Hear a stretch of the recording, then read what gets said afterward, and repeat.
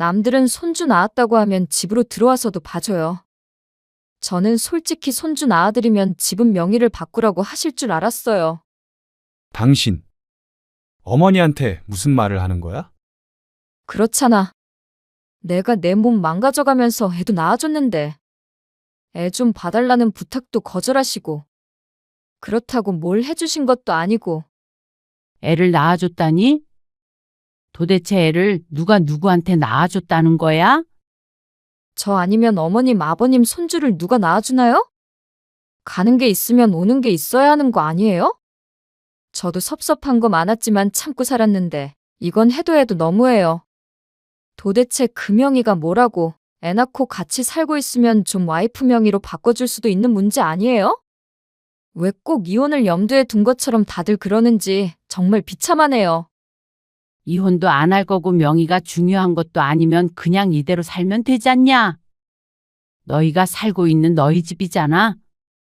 그리고 자꾸만 애를 낳아줬다고 그러는데 애 낳아주면 집을 줘야 한다는 말이 할 소리야? 그리고 누가 손주 갖고 싶다고 낳아달라고 그랬어? 그러면 어머님은 애 안 보고 살아도 된다는 말씀이세요? 당신 도대체 왜 그래? 왜 자꾸 명인이 뭐니 해가면서 분란을 만들어? 부모님 덕에 여태까지 편히 우리 집에서 산 거는 감사하다는 생각이 전혀 안 들어? 오늘 이야기 속 주인공은 63세 신명희 씨입니다. 그리고 그녀의 아들과 며느리에 관한 이야기이죠. 심 씨는 인색한 사람이 아니었습니다. 자식에 관한 일이라면 더욱 그랬습니다. 그런데 며느리가 그녀를 그렇게 만들었습니다. 줬던 것도 뺏어버리고 싶게 말이죠. 아들에게 사준 집의 명의가 공동 명의가 아니기 때문에 시집 행사에 참석할 의무가 없다던 며느리. 너무 황당했지만 이해해 보려고 노력했습니다. 요즘 세대는 그렇구나 하고 적응해 보려고 했지만 애를 낳아줬으니 집도 명의를 바꿔달라는 며느리. 심 씨는 당황스러웠습니다. 누가 누구에게 애를 낳아줬다는 말인지 몰랐습니다. 손주가 생겨서 좋았지만 심 씨가 원해서 억지로 낳은 것은 아닐 텐데 말이죠. 며느리에게 시부모는 가족이 아닌 받은 것이 있어야 의무를 하는 그런 비즈니스적인 관계라고 생각하는 듯 했습니다. 하지만 어째서 아이를 낳은 게 자신이 시부모에게 해준 일이라고 생각하는지는 알 수 없었죠. 주고받는 게 정확한 게 좋다면 심 씨도 생각이 있었습니다. 심 씨는 아들이 하나 있었습니다. 남편은 대기업에 다녔고 심 씨도 50대 초중반까지 회사 생활을 해서 경제적으로는 큰 어려움 없이 살았습니다. 심 씨 부부 모두 알뜰한 성격이라 크게 사치하지 않으니 대단히 부유하진 못해도 충분히 만족하며 지냈습니다. 아들 교육시키고 먹고 싶은 거 먹고 살면 그게 행복이 아닌가 생각했죠. 그런데 돈 때문에 사람이 주눅들 수 있다는 걸 아들을 결혼시키며 알게 되었습니다. 심 씨는 낙천적인 성격이었지만 자식에 관한 일에 있어서는 마냥 좋을 수만은 없었습니다. 전세로 가자고 그랬다고? 아니 왜? 심 씨의 물음에 아들이 얼른 대답하지 못하고 골치 아픈 표정을 지었습니다. 아들이 결혼을 앞두고 있었는데 집 문제로 요즘 고민이 많은 건 알고 있었습니다. 하지만 어떤 아파트로 갈지 고민하는 게 아니라 매매인지 전세인지 고민할 줄은 몰랐습니다. 그래도 매매로 가는 게 낫지 않아? 그 사이에 돈 모아서 좀 더 넓히는 건 너희 몫이고. 심 씨 부부는 아들이 결혼하겠다고 하기 전부터 내심 생각했던 바가 있었습니다. 5, 6억 선에서 신혼집을 마련해 줄 계획을 이전부터 하고 있었죠. 그래서 아들이 결혼하겠다고 했을 때 그 이야기를 꺼내자 아들은 크게 기뻐하며 감사의 인사를 했었습니다. 그런데 갑자기 전세 얘기가 나와서 의아할 수밖에 없었죠. 저도 그게 맞다고는 생각해요. 전세는 어차피 내 집이 아니니까. 그래. 조금 오래된 집이더라도 내 집이랑은 달라. 같은 금액으로 전세 간다고 해도 많이 차이도 안 날 텐데. 서울에서 5, 6억짜리 집이면 젊은 사람들이 생각하기에 좋은 집은 아닐 수 있었습니다. 하지만 그게 미천이 되길 바랐습니다. 집값이 오를 수도 있는 거고, 그러면 부모 도움 없이 시작하는 경우와는 크게 달라질 테니 말이죠. 사실 지수가 강남으로 가고 싶어 해요. 뭐? 강남? 아들이 민망하다는 듯이 머리를 긁적이며 말했습니다. 저도 그건 힘들 것 같다고 했는데 지수 어머니도 그걸 원하시는 모양이에요. 아들은 무척 난감해 보였습니다. 그럴 만도 했습니다. 모르긴 몰라도 아무리 전세여도 강남이라면 금액이 달랐습니다. 아니, 그래서 강남 어디로 가려고 하길래 그래? 그래도 일단 들어보자 싶었습니다. 그런데 아들의 대답을 듣고는 깜짝 놀랐습니다. 전세가 최소 12억 이상인 아파트라고 했습니다. 그런 곳에서 신혼을 시작해야겠다는 예비 며느리와 사돈. 그러면 반식할 의향이 있는지 물었습니다. 그런데 돌아오는 대답이 황당하기 그지없었습니다. 아니요. 그래서 원래 계획대로 하려고 얘기하고 있어요. 그러던 찰나에 심 씨가 아들을 불러 집을 보고 있냐고 물은 것이었죠. 집은 심 씨네가 마련해 주기로 미리 얘기를 했었는데 절반을 보탤 의향도 없으면서 10억이 넘는 전세를 요구하는 사돈네가 상식적으로 느껴지지가 않았습니다. 다행인지 불행인지 아들도 그 점은 잘 알고 있는 모양이었습니다. 엄마 아빠는 글쎄 생각해뒀던 선이 있었고 그 정도면 자식 결혼시키는데 부족함이 없다고 생각했어. 그 이후로는 너도 자립해야 하잖아. 엄마 아빠도 노후를 생각해야 하니까. 알죠? 그러면 너희가 현명하게 잘 상의하길 바란다. 남편의 말에 아들은 고개를 끄덕였습니다. 강남으로 가겠다고 우기지는 않을 모양이었습니다. 그리고 그 때문에 한참 동안 시끄러웠습니다. 아들도 무척 괴로워하기도 했고 심지어 심 씨가 안사돈에게 전화를 받은 일도 있었습니다. 그래서 심 씨는 안사돈이라면 학을 뗐는데 그 때문에 아들이 파혼까지 생각하기도 했죠. 그런데 심 씨의 남편이 집을 사주기로 했던 것도 없던 일로 하자고 하자 며느리와 안사돈은 말을 바꿨습니다. 결국 아들도 고심 끝에 결혼을 진행하기로 했지만 서로에게 상처가 많이 되었습니다. 그리고 그 때문에 심 씨 부부는 결혼식을 올리기 전에 아들 명의로 집을 사주었습니다. 한번 겪어보니 정신을 똑바로 차려야겠다는 생각 때문이었습니다. 그렇게 한 걸 후회하지는 않았지만 아들이 결혼한 후 며느리의 태도에 당황스럽기도 했습니다. 어머니, 아버지 생신에 저만 갈 것 같아요. 왜? 지수는 바쁘니? 일부러 주말에 만나려고 한 건데. 아, 그게 아니고 처가에 좀 다녀올 모양이에요. 그래? 그러면 일요일도 괜찮아. 그냥 만나서 밥 한 끼 먹는 거니까 시간 많이 안 빼서. 그게 아니고요. 주말 동안 있어서 못 갈 것 같아요. 그래? 그러면 너는 괜찮은 거지? 네, 저는 당연히 가죠. 아들이 결혼하고 2달쯤 뒤 남편의 생일이었습니다.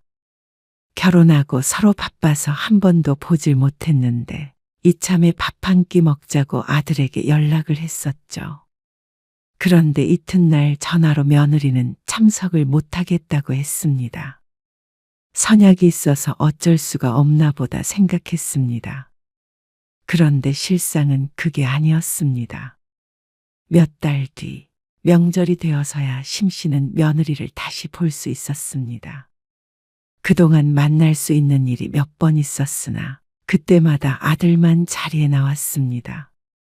그래서 심 씨는 내신 며느리가 낯을 가리나 보다 생각했습니다. 아무래도 시부모가 불편하긴 할 테니 말이죠. 그래도 시간이 해결해 줄 문제라고 생각했죠. 지수야, 이것 좀 잠깐만 봐줄래? 바닥에 안 붙게 잠깐만 저어줘. 음식 준비를 하던 중에 아들과 며느리가 도착했습니다. 아들이 배가 고프다길래 손을 부지런히 움직였습니다. 아들도 냉장고를 열어 반찬을 꺼내고 남편도 식탁을 닦았습니다. 김치 냉장고에서 김치를 꺼내기 위해 며느리를 불렀습니다. 하지만 며느리는 대답하지 않고 휴대폰을 만지작거리고 있었습니다. 혹시나 못 들었나 싶어서 다시 불렀더니 며느리의 안색이 바뀌었습니다. 터덜터덜 걸어오는 모습에서 어찌나 귀찮음이 뚝뚝 묻어나던지 심씨는 너무 무안했습니다. 저으라고요? 어? 그런데 얼굴엔 왜 나한테 이런 걸 시키냐는 듯한 표정이 한가득이었습니다. 그리고 아들은 그런 심씨와 며느리를 힐끔힐끔 불안하다는 듯이 쳐다보았습니다. 이제 이리 줘. 내가 할게. 김치를 꺼내온 심씨가 며느리한테서 다시 국자를 받았습니다. 며느리는 거실로 돌아가 앉았고 그 뒤부터는 며느리에게 아무것도 시키지 않았습니다. 어쩌면 자신이 실수를 했나 싶기도 했습니다. 이 정도는 같이 할 수 있다고 생각했는데 며느리는 자신을 부려먹는다고 생각했을 수도 있겠다 싶었죠. 그런데 그 다음 명절에는 며느리는 오지도 않았습니다. 이때 황당한 일이 있었는데 심씨가 처음으로 며느리에게서 연락을 받은 일이었습니다. 명절을 앞둔 어느 날이었습니다. 띠링 울리는 휴대폰의 화면을 쳐다보니 적혀있는 며느리란 글자에 깜짝 놀랐습니다. 지수한테 문자 메시지가 왔네. 웬일이야? 남편이 웬일이냐고 할 정도로 며느리와의 소통이 거의 전무하다시피 했습니다. 그런데 먼저 연락을 다 해와서 의뢰라고 생각했습니다. 내심 조금 설레기도 했던 것 같았습니다. 그런데 메시지를 확인했을 때 그 심정이란 어머님. 석현 씨가 대화가 안 통해서 어머님한테 직접 연락드려요. 앞으로 명절엔 각자 집으로 가기로 했어요. 그래서 이번부터는 못 가게 됐습니다. 뒷내용이 더 있었지만 심씨는 메시지를 읽다 말고 말을 멈췄습니다. 뭐? 이제부터 명절에 안 오겠다고? 옆에서 듣고 있던 남편이 황당하다는 듯이 말했습니다. 뜬금없이 메시지로 보낼 만한 내용은 아닌 듯 했습니다. 혹시나 며느리가 심씨에게 서운한 게 있나 싶었습니다. 가끔씩 보이는 태도도 그렇고 너무 거리를 두는 게 어쩌면 심씨도 모르는 사이에 그런 일이 있었을 수도 있다고 생각했습니다. 딱딱한 메시지의 심씨는 며느리에게 전화를 걸었습니다. 메시지로 주고 받을 만한 내용은 아닌 듯 했습니다. 앞으로 명절엔 왜 못 온다는 거야? 혹시 뭐 시켜서 그런 거야? 그런 것도 있고. 일단은 긍정하는 며느리의 대답에 조금 충격적이었습니다. 그런데 그런 것도 있고 또 다른 이유도 있는 것 같았습니다. 저도 사람인데 받은 만큼만 하고 싶어요. 그게 무슨 말이야? 도대체 무슨 말인지 알아들을 수가 없었습니다. 그런데 며느리의 대답이 황당했습니다.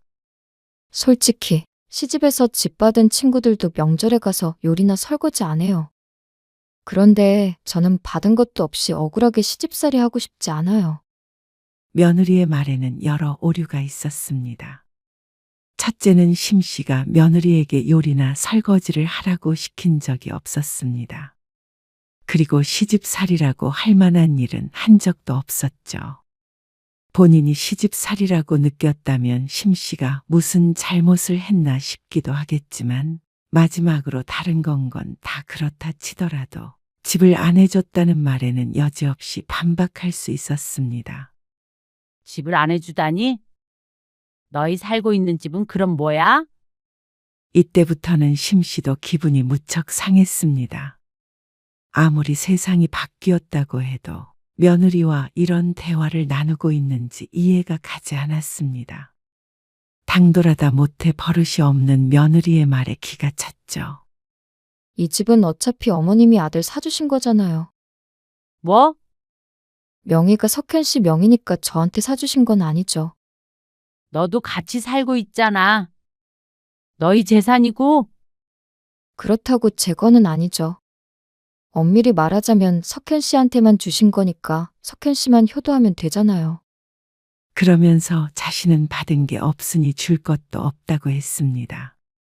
며느리의 도리는 시집에서 해준 것이 있을 때 챙기는 것이라는 듯이 말이죠. 참 황당했습니다. 그런 논리라면 자식들 집해줄 능력이 안 되는 부모는 누구에게도 효도를 못 받는 것인가 싶었습니다.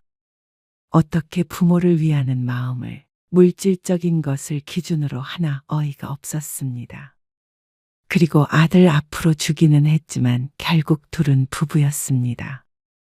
심씨 부부가 마련해준 집에서 잘 먹고 잘 살고 있으면서도 이상한 논리로 시집 행사에는 참여할 수 없다는 며느리. 이걸 어디서부터 어떻게 말을 해야 할지 몰랐습니다. 그렇다고 말도 안 되는 소리 하지 말라며 명절에는 꼭 와라 하고 싶은 마음도 없었습니다. 며느리가 오면 심씨도 신경 쓸 일이 많았고 자꾸만 눈치를 보게 되어 불편한 건 마찬가지였습니다. 심씨도 솔직히 자식이 보고 싶지 며느리가 보고 싶은 것은 아니었습니다. 살가운 며느리였다면 또 모를까 이렇게 차갑고 시부모 알기를 우습게 하는 며느리는 심씨도 굳이 가까이 두고 싶지도 않았죠. 그리고 명절에 혼자 온 아들이 말했습니다. 지수가 몸이 아파서요. 같이 못 왔어요. 그렇게 말하는 아들의 표정이 좋지 못했습니다. 아들은 며느리와의 통화 내용을 전혀 모르는 듯 했습니다. 심씨는 그 말을 할까 말까 고민을 했습니다. 그런데 옆에 있던 남편이 툭 하고 그 일을 내뱉었습니다. 신혼집은 우리가 자기를 사준 게 아니라 너한테 준 거니까 시집 행사에 올 의무가 없다더라. 네? 아들이 어리둥절한 얼굴을 했습니다. 심씨는 남편을 말리지 않았습니다. 아들에게 숨겨서 뭐하나 싶었죠. 전화로 네 엄마한테 그렇게 말했어. 명절에는 이제 안 오겠다면서. 아들이 눈을 질끈 감았습니다. 그 얼굴 위로 오만 가지 생각이 스쳐가는 듯 했습니다. 우리는 지수가 안 와도 되는데 그 머릿속은 좀 궁금하네. 남편이 언짢은 목소리로 말했고 아들은 고개를 숙이며 사과했습니다. 죄송해요. 문자 메시지로 며느리가 아들한테 말해도 소용없다고 한 것을 보면 아들은 그래도 며느리를 말리려고 한 듯 했습니다. 그리고 그게 상식적이었습니다. 차라리 명절에 여행을 가야 하니 못 오겠다고 하면 전혀 기분이 안 상했을 것 같은데 며느리는 꼭 심씨 부부에게 복수라도 하듯이 굴었죠. 근데 며느리 생각이 정 그렇다면 그렇게 하라고 하고 싶었습니다. 굳이 심씨 집안 행사에 오지 않아도 됐습니다. 그리고 그 뒤로 며느리는 심씨 부부와 연이라도 끊을 듯이 굴었습니다. 그리고 아들은 그 사이에서 괴로워했습니다. 아들의 심정을 짐작해서 심씨는 짐짓 아무렇지도 않은 듯 지냈습니다. 그리고 시간이 점차 지나니 모두들 그런대면대면한 관계에 적응을 해나갔습니다. 심씨 부부도 그렇고 아들도 그렇고 말이죠. 2년쯤 뒤에 며느리는 임신을 했습니다. 그 소식을 알리는 아들의 미소를 보니 아무렴 어떤가 하는 생각이 들었습니다.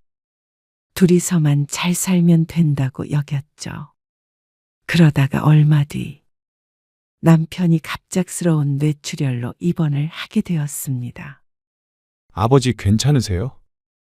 괜찮진 않으신데 그래도 큰일 안 생겨서 다행이야.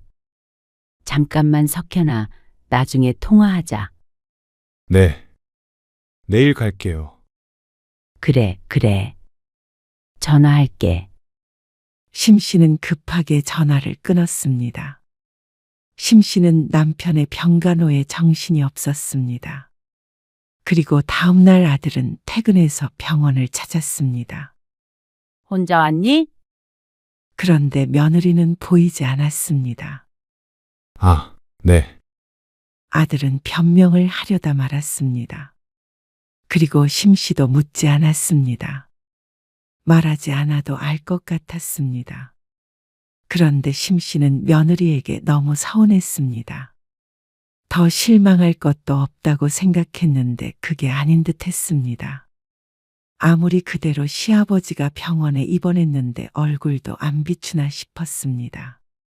배가 어느 정도 불러오자 휴직을 한 며느리는 지금도 집에 있을 게 분명했습니다. 그리고 그런 며느리를 데리고 오지 않은 아들에게도 섭섭한 마음이 들었습니다. 아무리 가정의 평화가 중요하다지만 아들이 이렇게 무르게 군이 며느리도 더욱 시부모를 무시하는 듯 했죠. 아들은 이만 돌아가 보겠다고 했습니다. 심 씨는 아들에게 인사를 하고 앉아 있다가 그 뒤를 쫓아갔습니다. 아무래도 한마디 해야겠다 싶어서였습니다. 그런데 아들은 병실 복도를 걸으며 통화 중이었습니다. 뭐? 어떻게 말을 그렇게 해? 내가 와서 아버지 병간호를 해달라고 한 것도 아니었잖아. 며느리인 모양이었습니다. 그러는 장모님 편찮으셨을 때는 왜 나보고 병원 모시고 다니게 했어? 다르긴 뭐가 달라. 어쩜 애가 이렇게 이기적이야? 내가 널 이해해보려고 해도 정말 알 수가 없다. 아들은 격앙된 목소리로 통화를 이어나갔습니다. 아들을 불러 세우려던 심 씨는 아들을 부르지 않았습니다. 잠자코 대화를 듣고만 있었습니다. 그럼 너도 이제는 아무것도 바라지 마. 나도 장모님이 부르셔도 안 갈 테니까. 거봐. 어떻게 사람이 이렇게 역지사지가 안 돼? 어머니한테 죄송스러워서 혼났어. 도대체 집 때문에 언제까지 그럴 건데?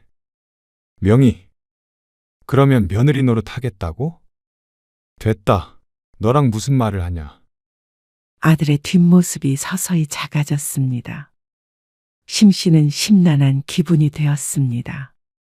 까짓것 공동명예 해버리면 되나 싶다가도 그렇게 해서 받는 며느리 전화, 방문 같은 건 달갑지도 않았습니다. 그리고 그 심보가 괘씸해서 그러고 싶지도 않았습니다. 아들의 집이니 아들이 결정한 문제이긴 하겠지만 심 씨는 아들이 며느리의 성화에 넘어가지 않길 대신 바랐습니다. 하지만 또 저렇게 싸우는 모습을 보니 또 마음이 안 좋기도 했습니다.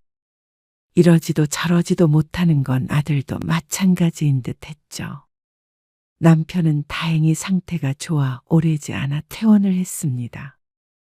집에서 휴식을 취해야 하긴 했지만 큰 문제가 없었습니다. 그리고 며느리는 3달 뒤 출산을 했습니다. 애기 보러 한번 오셔야죠. 언제쯤 가면 좋을까? 100일은 지나야 한다고 그러더라고요. 그러면 보름쯤 뒤에 아버지랑 갈게. 심 씨는 자신에게도 손주가 생겼다는 사실이 신기했습니다. 첫 손주는 각별하다더니 사진만 보아도 예뻤습니다. 아들이 늘 사진이나 동영상을 보내주긴 하지만 직접 안아보고 싶은 마음도 있었습니다. 그건 남편도 마찬가지라 약속을 잡은 뒤로는 늘 달력을 쳐다보고 있는 듯 했습니다. 아이고, 예쁘다, 예뻐. 처음 본 손주는 마치 천사 같았습니다. 심 씨의 아들 어렸을 때와 무척 닮아 있어 더욱 사랑스러운 듯 했습니다. 식사하고 가세요. 며느리는 웬일인지 심 씨에게 친절하게 굴었습니다. 그동안 거리를 뒀던 게 무색하게 말이죠. 심 씨는 며느리가 엄마가 되니 많이 변했다고 생각했습니다. 아무래도 자식이 생기면 부모의 마음을 이해하는 법이었습니다.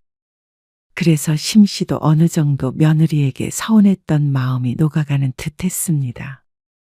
하지만 사람은 쉽게 변하지 않았죠.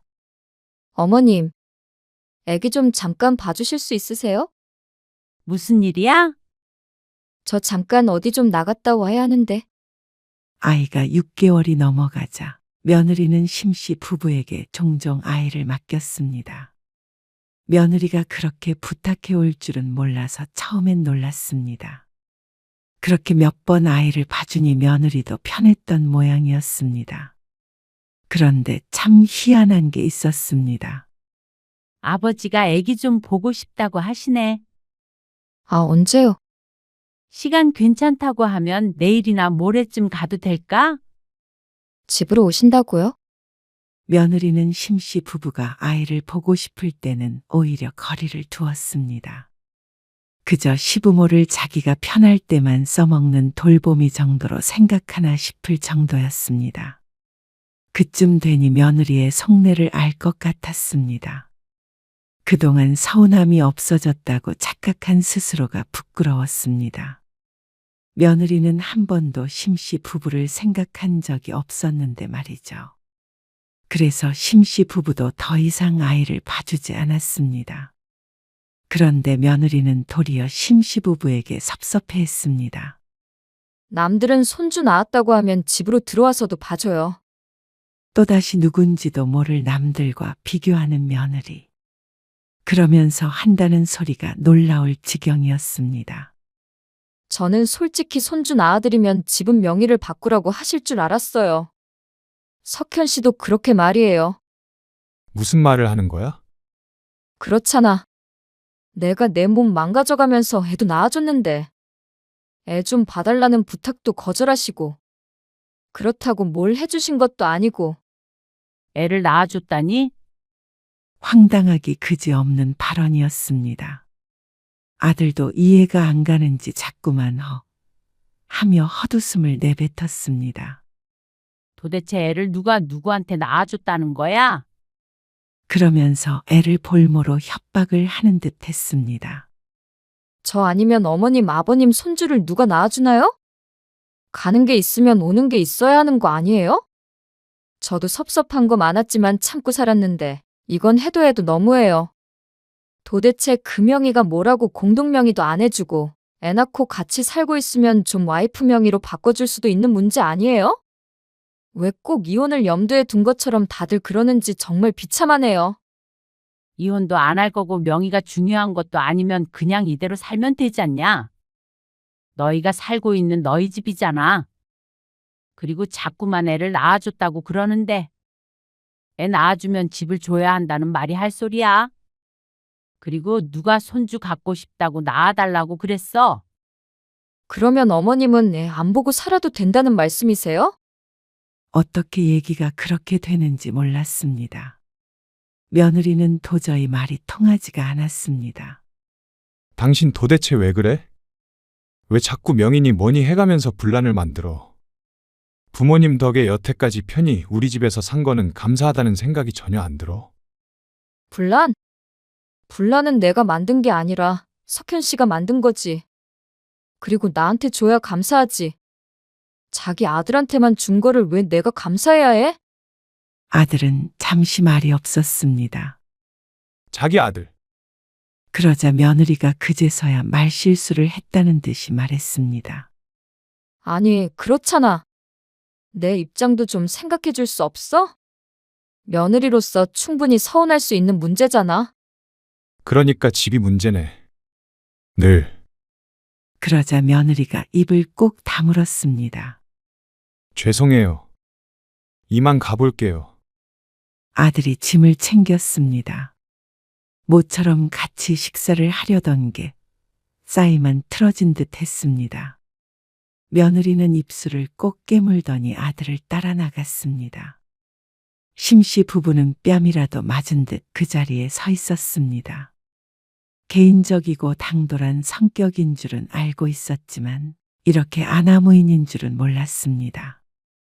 아들의 질린다는 그 표정을 보니 그동안 둘의 사이도 순탄치는 않았구나 하는 생각이 들었죠. 심씨 부부는 동시에 한숨을 쉬었습니다. 이럴 줄 알았으면 아무것도 안 해주는 건데 말이야. 며느리에게 명의를 주거나 공동 명의를 했다고 한들 평화롭지 않았을 것 같았습니다. 돈 좀 더 보태서 강남 아파트를 사달라고 했을지도 모르는 일이었습니다. 며느리라면 정말로 그럴 것 같았습니다. 그냥 우리는 신경 끄고 삽시다. 손주 좀 못 보면 어때? 나도 이제 연락 안 해요. 손주를 본 대가가 그런 거라면 심씨도 사양이었습니다. 대가를 지불해야 볼 수 있는 손주라니. 너무도 끔찍한 관계 같았습니다. 그렇다면 그냥 아들 며느리의 인생의 신경을 끊고 사는 게 마음 편할 것 같았죠. 그렇게 심씨 부부는 아들에게도 며느리에게도 연락하지 않았습니다. 그 뒤로 따로 연락이 오지도 않았습니다. 그러던 어느 날이었습니다. 아들이 혼자서 찾아왔습니다. 저희 집 다시 드릴게요. 뭐? 애초에 그렇게 큰 도움을 받고 시작한다는 것도 마음에 걸렸어요. 집도로 가져가시면 저희는 저희 힘으로 살게요. 어디서 살게? 모아둔 돈도 좀 있고요. 대출받아서 전세로 가야죠. 둘 다 동의를 한 사항이야? 아니요. 그건 아닌데. 그냥 다 제자리로 되돌려 놓으려고요. 아들의 말에 심씨 부부는 고심 끝에 고개를 끄덕였습니다. 더 이상은 집 문제로 싸우고 싶지 않다고 했습니다. 그런데 명의를 바꿔주기보다는 심씨 부부에게 다시 돌려주기를 원한 아들. 아들의 뜻이 그렇다면 심씨도 따르기로 했습니다. 죄송해요. 여태 제가 처신을 잘못해서 심력 끼쳐드렸어요. 그래도 애 낳고 살다 보면 달라질 줄 알았어요. 아들은 깊게 후회를 했습니다. 그래, 알았어.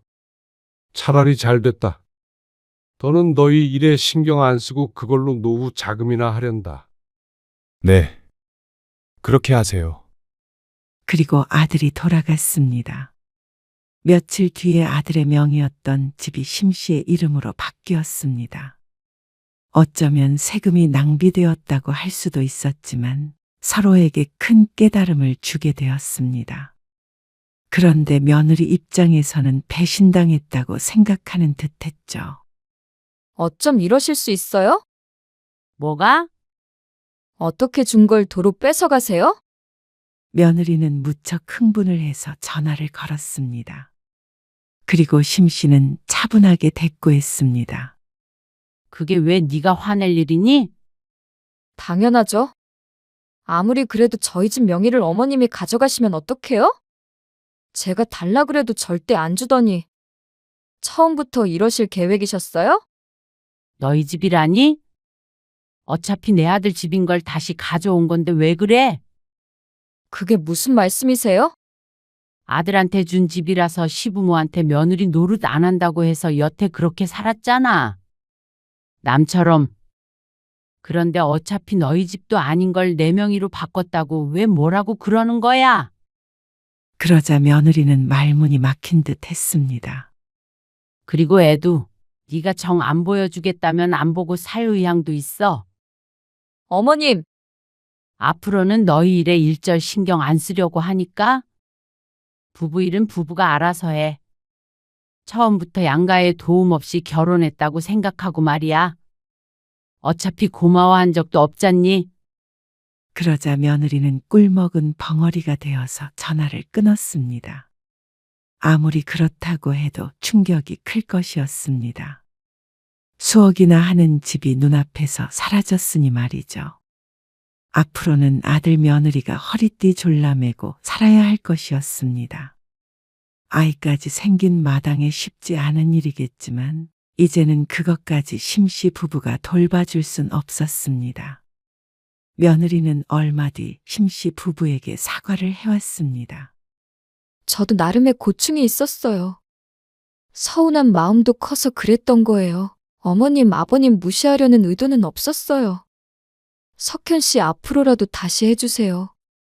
아니, 그거로는 우리 노후 자금 하기로 마음먹었어. 어차피 시부모에게 아무 도움도 못 받았다고 생각하면서 살았잖니. 앞으로도 크게 다를 것 없을 테니까 너희 힘으로 살아봐. 심씨 부부는 그 말을 마지막으로 며느리와의 전화를 끊었습니다.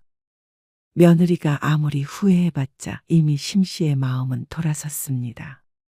아들은 곧 이사를 나갔고 심씨는 집을 팔아버렸습니다. 정말로 처음부터 없었던 일처럼 말이죠.